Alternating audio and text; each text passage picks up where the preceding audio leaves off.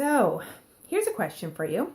Have you ever been in a situation where somebody had expected something of you that you had no clue um, that they had that expectation of you, and you were left going like, what the heck? So that's what I want to talk about today are the expectations that we put on other people. And so when we are in relationships and when we are dating, I think that oftentimes we come prepackaged almost, I guess you could say, of how we want the other person to behave. So let's say, for example, how we want them to be, how we want them to communicate with us, or the fact that we would rather have them sit down for dinner than eat on the run, or let's say if we're married and we're in that type of a relationship already. Certain expectations, like, are they going to take out the garbage? Are they going to bring in the cans from the street? Are they going to clean the bathroom? Even from our kids, we expect them, we have these expectations that they're going to behave a certain way or do a certain thing, and in a timely manner.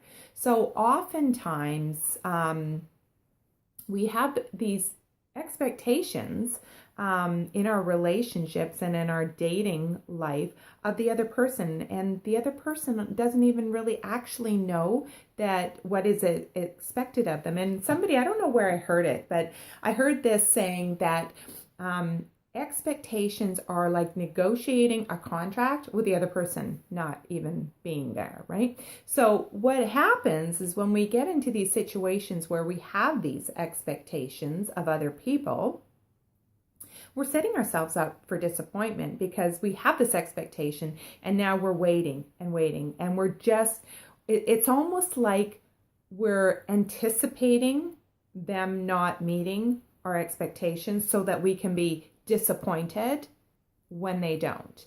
And that is because of this old story in our past that we keep dragging around with us, that, see, I always attract this type of person because look at this person did it too. Or, see, he did it again because that's what he always does, and that's the way it always is, right? So expectations really, they're not fair on a couple of different counts, because they're not fair to the person that we have the expectations of, and they're not fair to us because we just set ourselves up for disappointment. So why do we have all of these expectations of other people?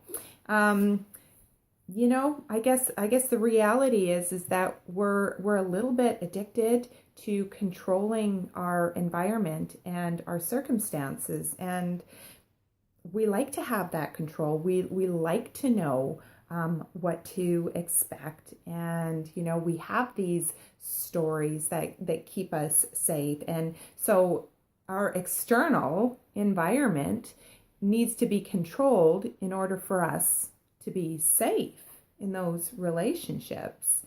And but the problem is that which we resist persists. Have you ever heard that? And the more we try and push against somebody meeting our expectations, the less they're going to be met. And that just causes this vicious internal battle of what to do. Now we've got to deal with the disappointment, we've got to deal with the frustration, we've got to deal with the anger, and then we've got to somehow let go of the control of the fact that they're not doing, saying, behaving the way we want to, right? So in any relationship, communication is key, and it is always good to talk about. And this is nothing that I'm sure that you don't already know, but I know that for me, and I'll just share a recent experience. I had this it's crazy, I had this expectation that if I'm going to bring out the garbage cans to the street in the morning, then when my partner came home from work, that he's right there, he passes right by them, I expected him to pick up the cans and then just bring them back around the side of the house, right? I never actually said anything to him that I wanted him to do that. I just kind of expected that, oh, you're walking right by it, so just do it, right? But the thing is that I was thinking it's important to me. I wanted to have that, sense of order of having the garbage cans, picked up off the street, especially since I put the cans out there in the morning, and then I'm disappointed to see the cans out there later on in the evening. And it's like, it's so ridiculous. And it's such a simple thing. And yet it's, I think about it, but obviously he wasn't thinking about it, right? So that is just like a recent experience that I had in my own life, right? So when you look at your own life, what experiences and expectations do you have of other people where you actually, haven't even said, like, I really want you to do this, or, instead of, always texting me through the day, I'm not much of a texter. Can you pick up the phone and call me instead? Or let's talk later on tonight or something like that. Or let's say he's not much of a texter and you are, and you're getting disappointed because he's not texting you back. Rather than try and control that situation to make it the way you want it to be so that you feel safe, why don't you say, like, what's your thing with texting, and is it something that you like to do? Because I notice I'm texting you, and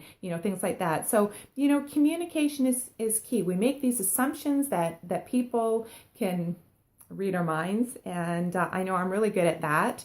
And so I create a lot of stress in my life because I'll admit sometimes I have a lot of expectations of other people, and it's very unfair to them, and it causes me a lot of grief inside, because now I've got to kind of internalize it and figure it out, and what's going on, and why are they not doing what they're doing and what I want them to. So when it comes to expectations, just recognize that talk it out, and just recognize that it's about control, to manipulate our circumstances so that we feel good about ourselves. And we really don't need to. We don't need to control anything or anybody. So I would love to hear your comments and feedback on this. So please leave a comment, and until next time, bye.